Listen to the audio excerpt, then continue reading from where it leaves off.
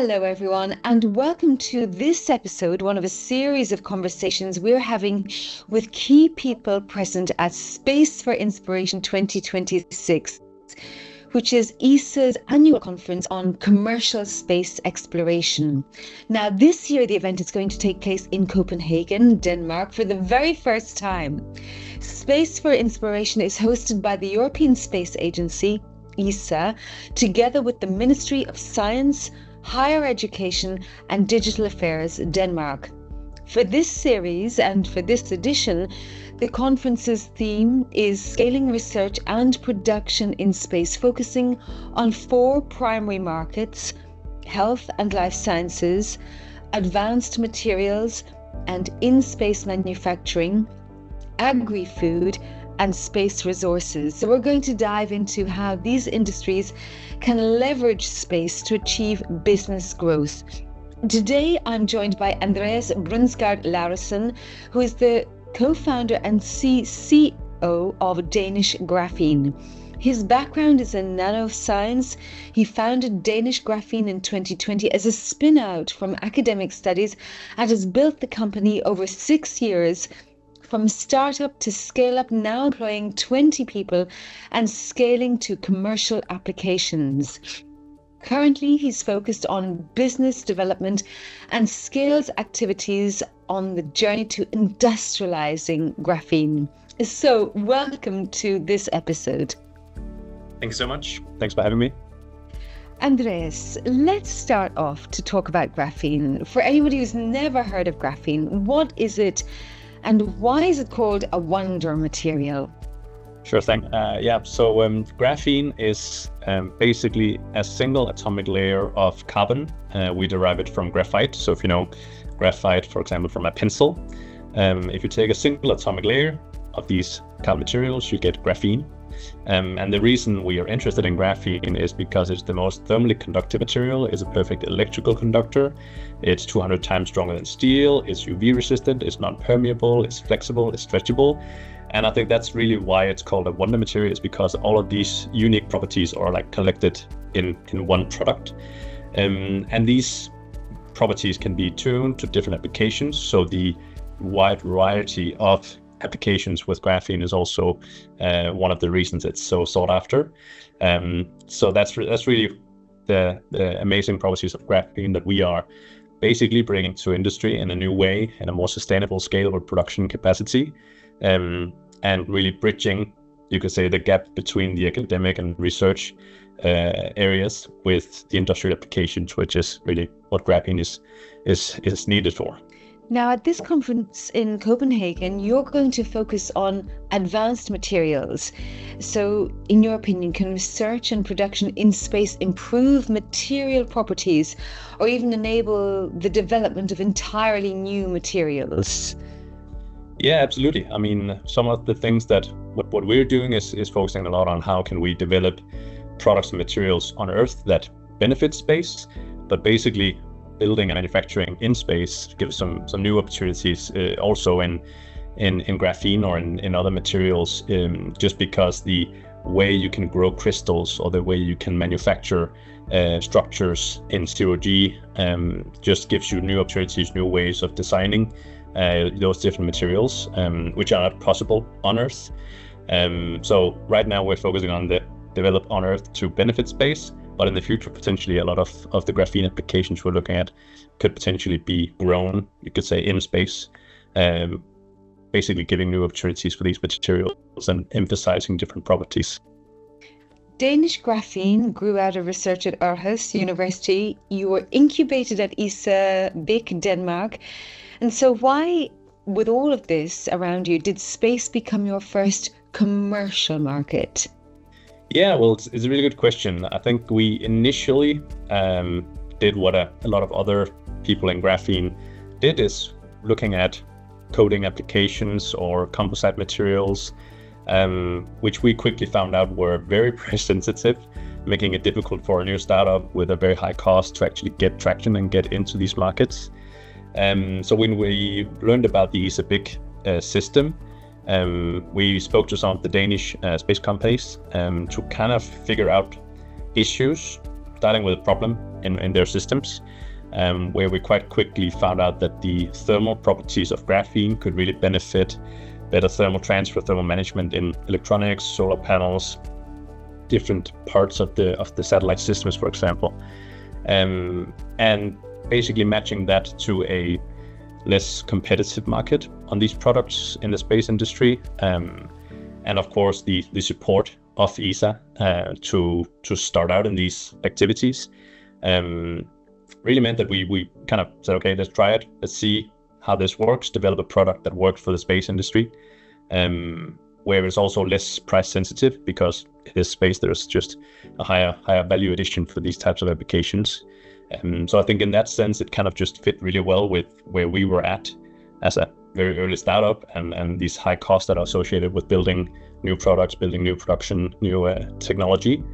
So I think for that it worked really well for us. Also gave us a way of coming out there, talking about our systems, about our products, about our company, and basically getting a stamp of approval from a high-end, high-value industry to now we're working in battery materials, we're in construction materials, we're in all these applications we were trying to do before, but didn't really have that, you could say, backing that we had from the industry.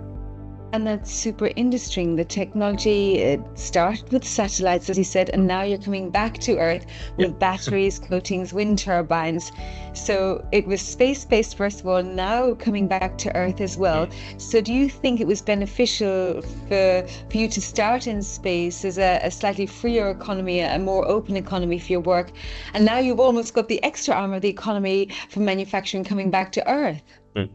Yeah, absolutely. And I think it really, a lot of the, I would say, speed at which we've been able to progress the way we have, the additional funding we've been able to get from investors, really comes from that, you could say, basis showing that there is a market that works with our products, and now basically using that to enter these other industries, other markets, both geographically and industry-wise, is I don't think we would have been able to do it as quickly as we have in just 6 years, getting where we are now, if we had focused on a different industry where there was not the same level of freedom, as you say. You've done so much in 6 years. Now, the conference theme is scaling research and production in space. You've scaled as well as a company. You've just opened a new facility, taking you from around 50 kilograms towards tonnage production of graphene oxide. So can you also tell us about the lab to industrial production scale-up requirements? Sure. Yeah, it's very different. It's two completely different disciplines. So I've been working with this technology since it was beakers in the lab to now the tonnage capacity that we're working on now, getting to these industrial volumes. And it is, a completely different way of thinking. Going into the lab, you do milligram, gram scale, but then once you have to get everything in large flow systems or basically just handle procurement and supply chains, right? There's a completely different dynamic. Of course, that also requires a wide team, like competency-wise.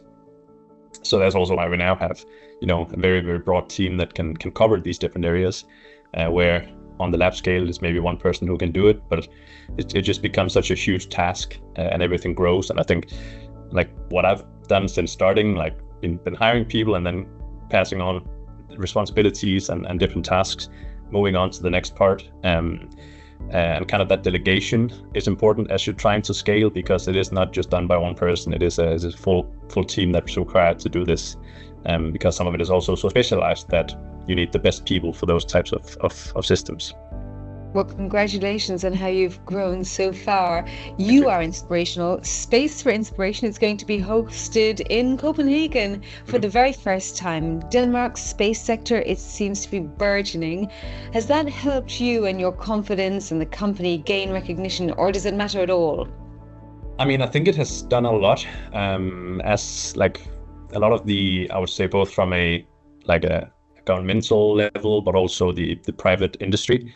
There's a lot of momentum, a lot of interest from a lot of different parties. I think we've been fortunate to be able to kind of ride the wave a little bit in the beginning of our space area. Right after we joined Lisa Burke, we were joined we were invited to join a delegation visit to Houston in the USA. So we kind of got, like, right after joining ESA BIC, we suddenly were exposed to these massive American space companies and got a bunch of information from there, combined with the space industry that's really growing in Denmark as well. It's nice to have that local, you could say, exchange of information, and like we can drive a couple of hours north from where we are now and, you know, visit these companies that are building the satellites and talk to them about their issues and see how we can develop new solutions or new products together that can really benefit both companies and everyone around. So I think the fact that there's so much going on is really something we've been able to you know, join a growing ecosystem that's really been exciting. Yeah. So it's wonderful that Copenhagen, spreading out to Denmark, spreading out to the Nordic countries, spreading out across Europe, and of course the world. This is open for everybody. Is there anything in particular you're looking forward to getting out of the Space for Inspiration conference? Well, I've been at a few ones already, and it's always a very good way of catching up with the industry and with the different companies working out there. We try, of course, to stay in touch with customers as much as we can.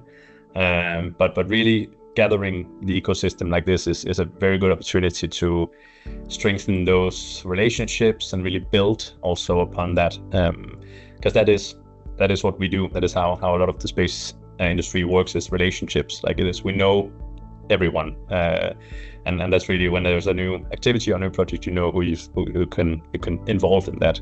So I think these, like, networking opportunities are so important for keeping that and for growing that even further and involving new companies that are joining the space ecosystem as well. Well, Andreas, thank you so much for joining me and for sharing your knowledge of advanced materials and what it really takes to scale production from lab to the factory floor and from Earth to orbit. I'm very much looking forward to meeting you in person in Copenhagen and seeing where Danish Graphene goes next. Thank you all for watching. We're going to hope to see you also and welcome you in Copenhagen the 1st and 2nd of September.